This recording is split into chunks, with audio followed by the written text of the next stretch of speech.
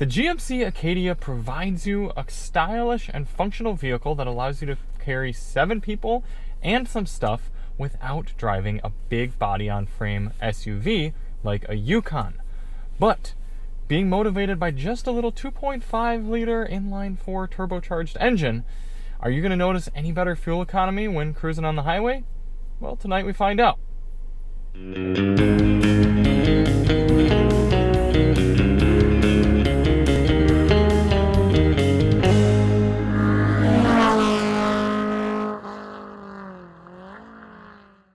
Hey everybody, it's Charlie from Daily Motor. Today we've got the real-world highway fuel economy test on the 2026 GMC Yukon Denali Ultimate. In this test, we're going to head out on the highway and do 50 miles out and 50 miles back, averaging 70 miles per hour to get a realistic fuel economy number for this large crossover. But before we get started, let's hop out and take a look at it. Yes, the GMC Acadia, a car that has eluded me for many, many years. Now, back in Michigan, Topher Drives and I had the Chevy Traverse, which is a corporate cousin of this one.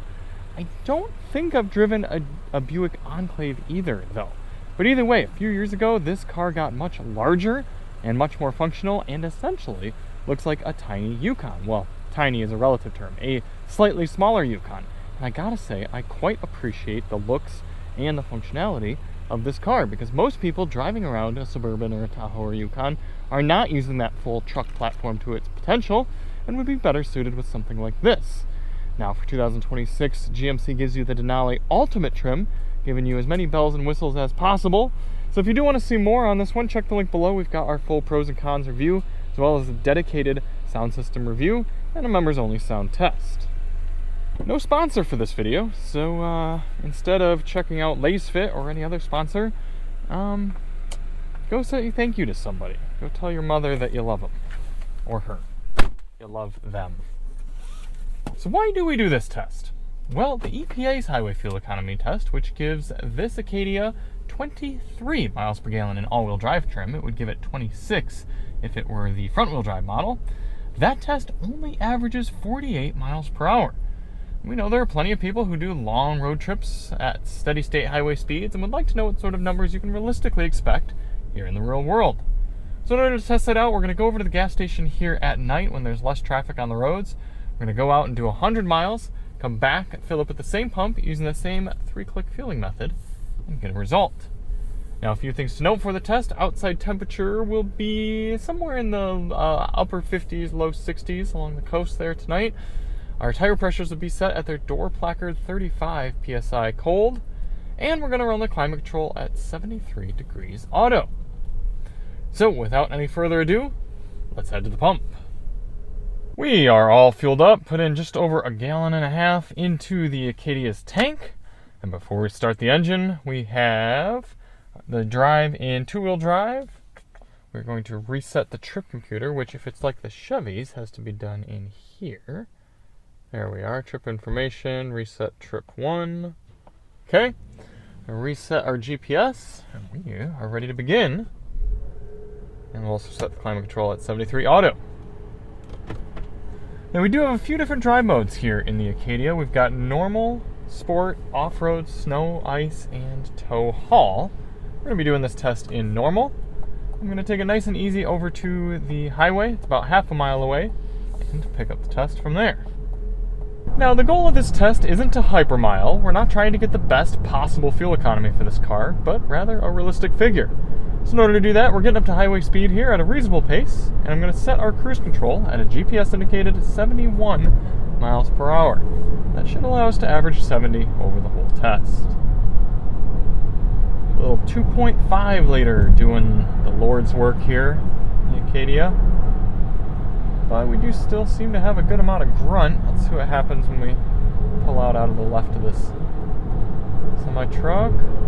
Alright, nice smooth downshift. Now I'm of the opinion that 8 speeds are the best amount for a car's transmission. So I'm happy to have an 8-speed automatic in here. And it looks like 70 to 71 on the dash is giving us 71 on the GPS, so actually reading a tad bit low.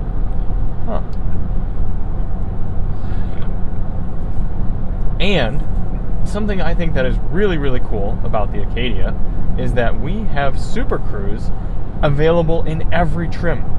So you can get a basic elevation, or what is it? I think SLT, probably the base trim if they still do that, and still get Super Cruise on here, which is so cool. It's not one of those things that's restricted to just the highest trims. So I can press that, and this is going to be a very relaxing, theoretically, trip. I don't want to jinx it. Other than that, we're going to test out the Bose sound system in here. And I think that's about it. So we're going to continue on with the test out the sound system, and catch up with you at the end. In the meantime, enjoy this time lapse of the entire trip.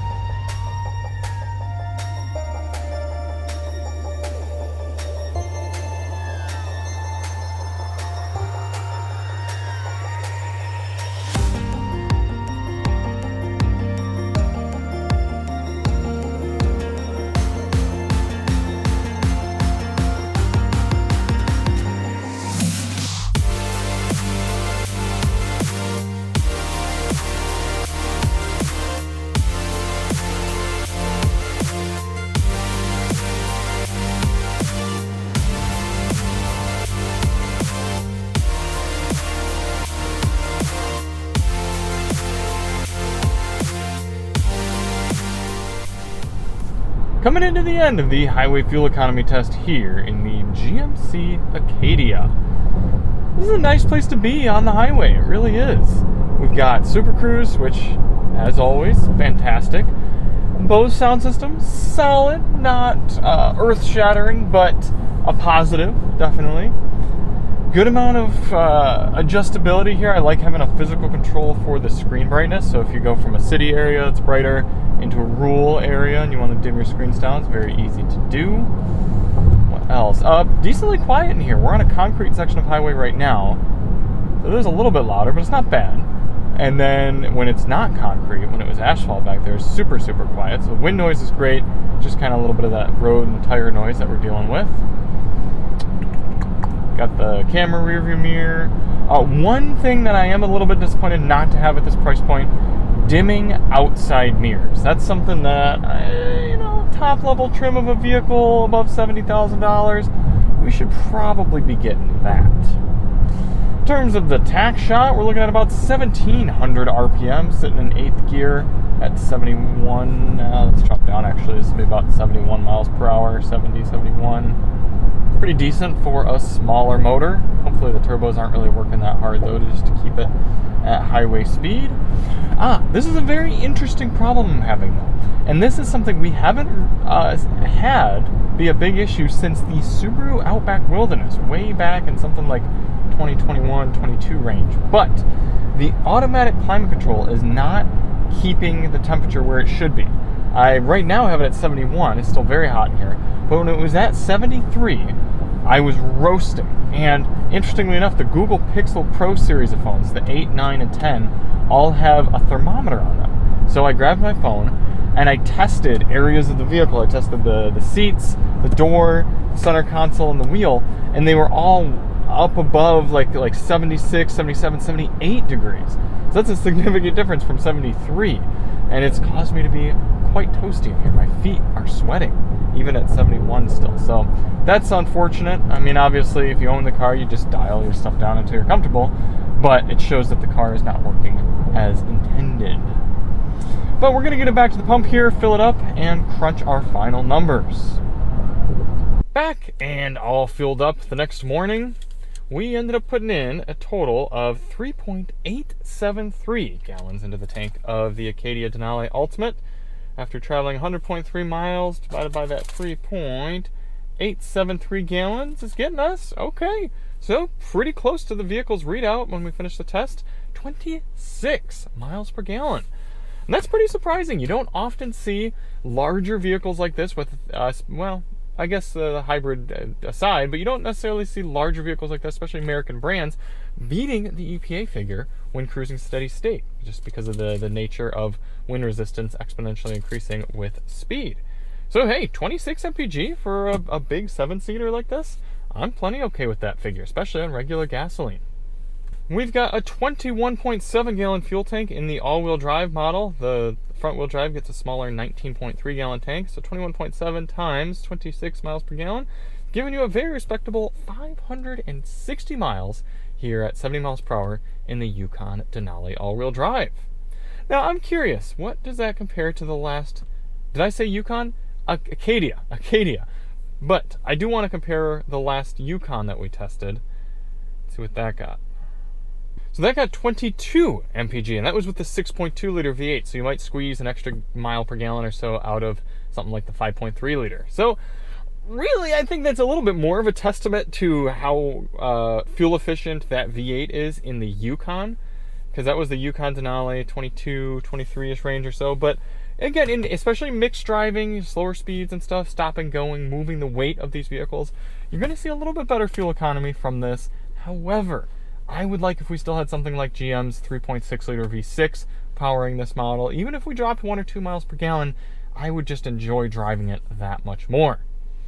But either way, what do you all think? Is that a good enough figure to justify this size vehicle? Should GMC be doing some sort of hybrid? It just doesn't really seem in their nature. But let me know in the comments, and we'll see you on the next one. I'm Charlie from Daily Motor, and as always, drive on.